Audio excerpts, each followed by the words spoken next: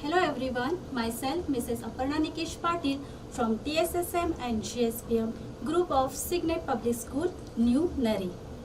बच्चों, मैं आपकी हिंदी अध्यापिका। तो आज हम हिंदी विषय में हिंदी व्याकरण का पाठ पढ़ने जा रहे हैं। पाठ की ओर जाने से पहले मैं आपको समय के बारे में बताना चाहती हूँ। तो बच्चों, समय बहुत महत्वपूर्ण होता है। समय को धन के समान माना गया है। जिस तरह धन को सोच समझकर खर्च करना चाहिए, उसी तरह समय को भी सोच समझकर बिताना चाहिए। समय पालन की शिक्षा हमें सूरज से लेनी चाहिए। वो हर सुबह अपने समय पर ही निकलता है और संध्या बेला में समय पर ही डूबता है। वो निकलने और डूबने में कभी गलती नहीं करता। मुर्गा एक पक्षी होते हुए भी वो सुबह बांग देता है। ठीक सवेरे बांग देकर वो लोगों से कहता है, सुबह हो गई है, अभी हमें सोना नहीं चाहिए। उसी तरह फूल भी समय पर ही खिलते हैं, समय पर ही वर्षा होती है और समय पर ही मौसम आते जाते हैं। तो बच्चों, आज के विषय में हम पढ़ने जा रहे हैं काल। काल का अर्थ समय भी होता है। आइए बच्चों, यहाँ देखिए, मैंने खाना खाया, मैं खाना खा रहा हूँ, मैं खाना खाऊंगा। इन वाक्यों को देखकर हमें पता चलता है कि उसके क्रिया के होने का समय के बारे में चल रहा है। तो पहले वाक्य है मैंने खाना खाया, तो ये क्रिया हो चुकी है।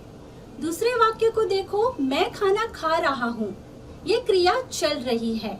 और तीसरा वाक्य है मैं खाना खाऊंगा, तो इसकी क्रिया होने वाली है।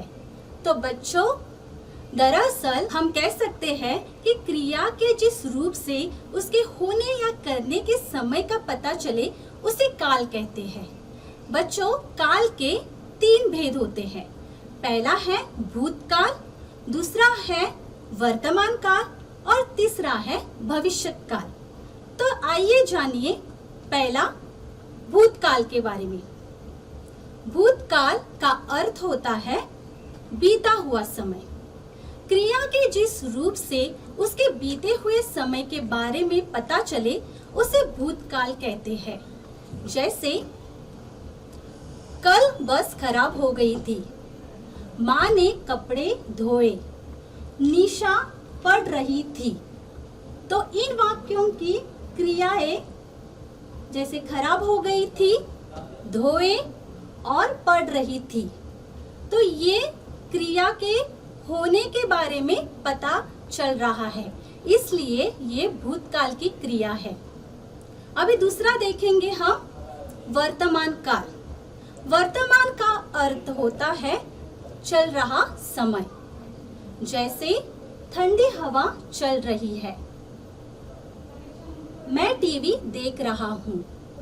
तीसरा देखिए, बच्चे खेल रहे हैं। तो क्रिया के जिस रूप से उसके चल रहे समय के बारे में पता चले, उसे वर्तमान काल कहते हैं। इन वाक्यों की क्रियाओं से आपको पता चल रहा होगा कि ये वर्तमान के बारे में हमें जानकारी दे रहे हैं।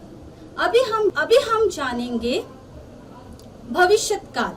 भविष्यत काल का अर्थ होता है आने वाला समय। क्रिया के जिस रूप से उसके आने वाले समय के बारे में पता चले, उसे भविष्यत काल कहते हैं।